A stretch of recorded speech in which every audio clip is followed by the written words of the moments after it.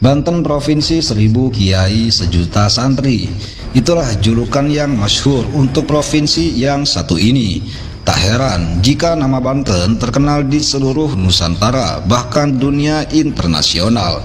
Sebab ulama yang sangat masyhur bernama Syekh Nawawi Al-Bantani adalah kelahiran di Serang, Banten, yang sampai detik ini karya kitab-kitabnya rutin dikaji di berbagai pesantren hingga universitas di luar negeri.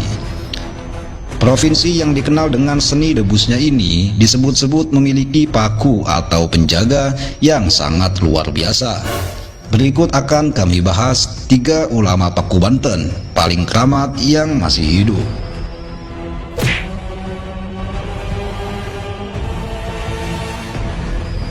1. Abuya Syar'i Ciomas. Abuya Tubagus Ahmad Syar'i Ciomas, Banten, sosok ulama yang saat ini paling diakui keberadaannya sebagai himayah atau paku provinsi Banten. Beliau merupakan satu-satunya murid Syekh Nawawi Al-Bantani sekaligus ulama seangkatan Mbah Hasyim Asy'ari, pendiri Nahdlatul Ulama yang masih hidup.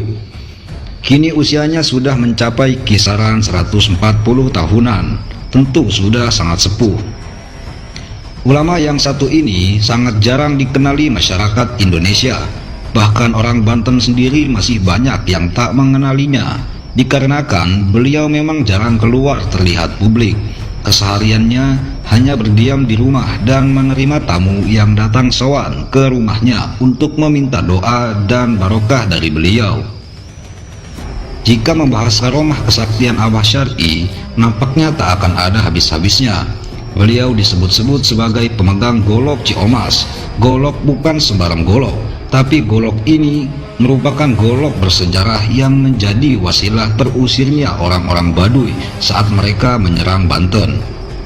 Konon, pasukan Baduy akan kembali menyerang Banten ketika Paku Banten wafat dan tak ada lagi penerusnya.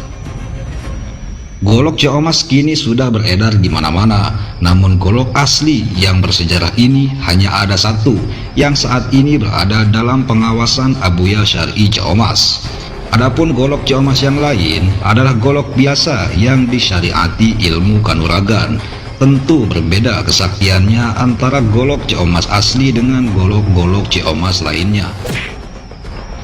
Banyak cerita dari orang-orang setelah sowan ke rumah beliau. Ada yang dengan perasaan senang sebab diterima dengan baik oleh beliau. Tak jarang juga yang sowan justru dimarah-marahi oleh beliau. Mengapa? Semua itu tergantung niat kedatangannya masing-masing. Konon, beliau mampu membaca niat dan pikiran orang tersebut dan alasannya datang ke rumah beliau itu untuk apa. Jika orang itu sowan karena ingin meminta solusi masalah kehidupannya, beliau sudah terlebih dahulu tahu tentang apa masalah yang sedang ia alami itu. Luar biasa, Abuya Syar'i adalah ulama Banten yang menjadi himayah atau paku dari bencana malapetaka di tanah Banten.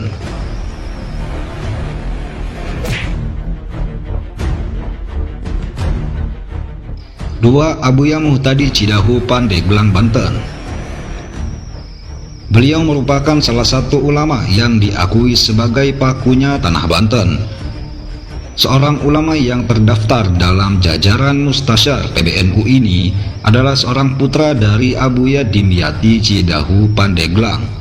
Ayahnya merupakan seorang waliullah yang sangat masyhur, tak hanya di Nusantara namun juga dunia internasional. Dulu Abuya Dimyati pernah dipenjarakan oleh salah satu partai politik. Namun anehnya, ketika Abuya Dimyati di dalam penjara, semua penjaga lapas yang ada di situ selalu merasakan hal yang aneh, seperti muntah-muntah, sakit perut, dan buang air besar terus-terusan. Akhirnya dalam jangka waktu singkat, Abuya Dimyati dibebaskan dari penjara.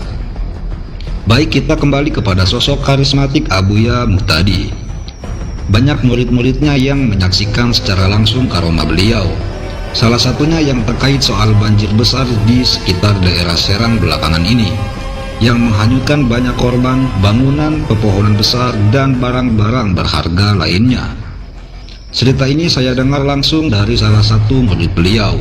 Sebelum terjadi banjir besar di Serang, malam harinya Abuya Muhtadi melakukan ritual zikir yang cukup lama. Setelah usai berzikir, beliau keluar lalu berkata pada orang-orang yang berada di situ, "Banten geus teu katahanan deui ku aing." Artinya Banten sudah tidak dapat tertahan lagi oleh saya. Orang-orang yang berada di situ bingung, apa maksud Abah Muhtadi berkata demikian? Apa yang akan terjadi di tanah Banten ini? Biasanya kalau Abah berkata begitu, tak lama lagi akan ada hal besar yang akan terjadi di tanah Banten. Benar saja, keesokan harinya, sekitar waktu subuh Banten berduka, khususnya yang berada di daerah Serang dan sekitarnya. Terjadi banjir besar yang luar biasa, menghanyutkan cukup banyak manusia, bangunan-bangunan, pepohonan besar, dan barang-barang berharga lainnya. Sungguh luar biasa. Abuya Muhtadi adalah sosok ulama yang diakui sebagai himayah, penjaga sekaligus paku di tanah Banten.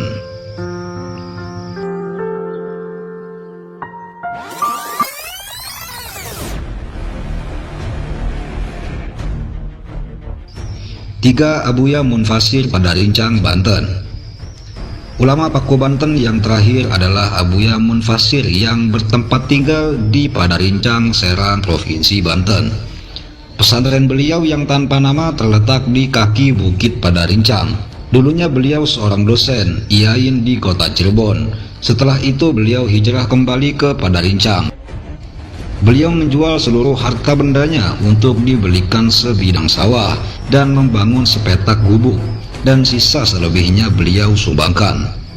Beliau pernah bercerita di saat krisis moneter, di mana keadaan sangatlah paceklik. Sampai-sampai pada saat itu katanya, untuk makan satu biji telur saja harus dibagi 7.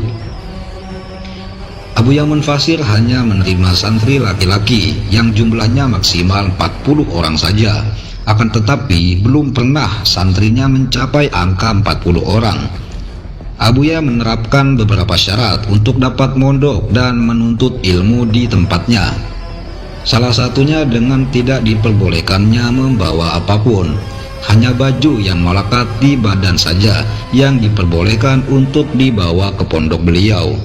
Selain itu, Abuya juga memberikan syarat untuk siapa saja yang ingin menuntut ilmu dengan beliau, diharuskan untuk dites agar sanggup berpuasa selama 40 hari sambil berbuka dan sahurnya hanya dengan 3 teguk air saja, tidak lebih. Setelah melewati taraf pengetesan ini, Abuya mengharuskan santri untuk berpuasa dengan umbi-umbian yang tidak diperbolehkan untuk dimasak atau terkena api. Pada taraf ini santri harus mengiringi puasanya dengan membaca Al-Quran 10 juz perharinya. Ketika semua sudah dilewati, sampailah kita pada syarat yang bisa dibilang syarat tertinggi yang diberikan oleh Abuya, yaitu harus puasa mutih. Berpuasa dengan hanya nasi putih dan garam saja, dan berpuasa dari segala omongan atau tidak berbicara. Jadi jangan heran ketika berkunjung ke tempat beliau akan menemukan santri-santri beliau yang tidak mengeluarkan sepatah kata sedikit pun. Syarat-syarat yang diberikan beliau memang terlihat sangat berat, tapi beliau punya manhaj sendiri untuk menjadikan santri-santrinya memiliki hati yang bersih, salah satunya melalui jalan tasawuf. Yang pasti kiai ini sangat luar biasa. Penampilannya yang sangat bersahaja membuat orang yang melihatnya bergetar. Wajahnya yang memancarkan nur ilahi. Beliau bagai magnet kehidupan. Hidupnya hanya mengajar di pesantren tanpa nama, sederet gubuk yang terlihat biasa saja. Namun siapa sangka syarat untuk bergabung menjadi santri di pesantrennya begitu sulit. Bukan maksud beliau mempersulit orang dalam mencari ilmu, namun justru caranya inilah yang mengajarkan kepada kita tentang kehidupan tasawuf yang sebenarnya. Demikian ulama Paku Banten paling keramat yang sampai saat ini masih hidup. Semoga beliau semua diberi panjang umur dan sehat selalu agar terus dapat membimbing kita menuju jalan ma'rifatullah, jalan hak yang diridhoi Allah Subhanahu wa ta'ala. Amin ya rabbal alamin.